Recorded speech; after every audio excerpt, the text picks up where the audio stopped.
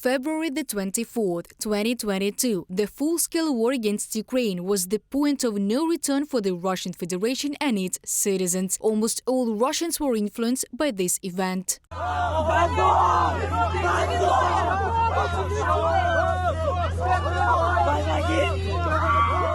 Regardless of the degree of opposition to the authorities, today in the Federation, as a result of mobilization, some are getting killed at the front, others are thrown into prison.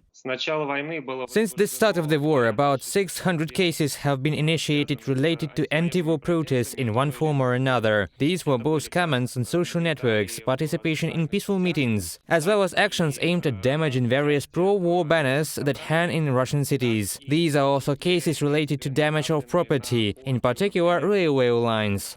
One verdict per day. In May 2023 alone, Russian courts handed down 30 criminal convictions against anti-war activists. The reason can be different: a repost of a message, a status on a social network, an anti-war sticker, clothes or a keychain in the colors of the Ukrainian flag. You can go to jail for your child's drawing. So on July the 4th, the court sent Alexei Moskalyov to jail for 2 years and banned him from using the internet. The court sentenced him for the anti-war drawing of his daughter. Since the start of the war, about 400 internet resources have been blocked. Resources which covered issues including war, opposition issues, and since the beginning of the full-scale invasion, 44 repressive laws on a variety of topics were submitted to the State Duma, from infringement on the rights of LGBTQ+ people and strengthening or supplementing the criminal law with special norms on responsibility for expressing anti-war opinion.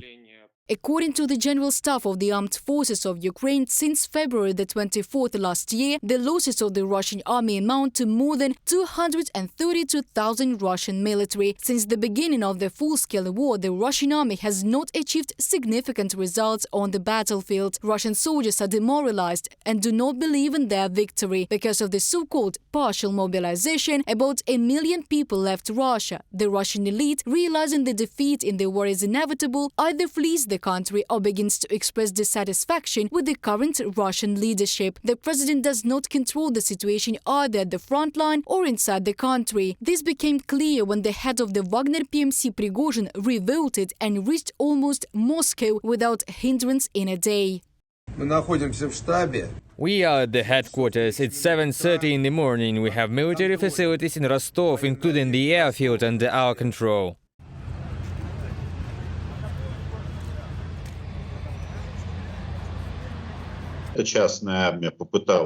This private army tried to mutiny. It is not clear how the situation developed further, but somehow the rebellion didn't take place. I cannot say that it succeeded, but it has succeeded at some point. And now Yevgeny Prigozhin is in a situation of partial liquidation of his business and possibly relocation to Belarus. Prigozhin's rebellion signals the end of the Putin era in Russia, experts emphasize. Vladimir Putin is a man who is not supported voluntarily by anyone, neither the Russians nor the security forces, except perhaps Alexander Lukashenko for his own opportunistic reasons. Accordingly, the Russian Federation is a state that rests on violence and on who carries on this violence. As soon as violence begins to be perpetrated by Yevgeny Prigozhin, the inhabitants of Rostov-on-Don come out and give flowers to the Wagner mercenaries, because they are now in power here. The helplessness and unwillingness of the Kremlin and local authorities to control the situation in the country is also evidenced by the special operation of Russian volunteers who serve on the side of Ukraine. They have also crossed the Russian border not feeling much resistance. Here you can see everything is in fragments. Smoke is everywhere, everything is destroyed. Belgorod, Rostov-on-Don, events a few weeks apart, May and June of this year, once again showed that Putin no longer has a monopoly on violence in the country. This failed rebellion showed what a Russian society is. This society fearlessly hates its current elite and in principle doesn't want a value revolution, which is a paradox. Not a value revolution that is taking place in developed countries, including Ukraine, but it wants to get a riot in order to come to the houses of the elite and tear them to pieces. That is why the Russian elite is now in a state of extreme panic. The elites understand their own people will take revenge for everything they've done to them. The office of the President of Ukraine believes that the process of self-destruction of the Russian Empire has already begun. Reported by Diana Kolesnik, Yulia Granovska, UATV News.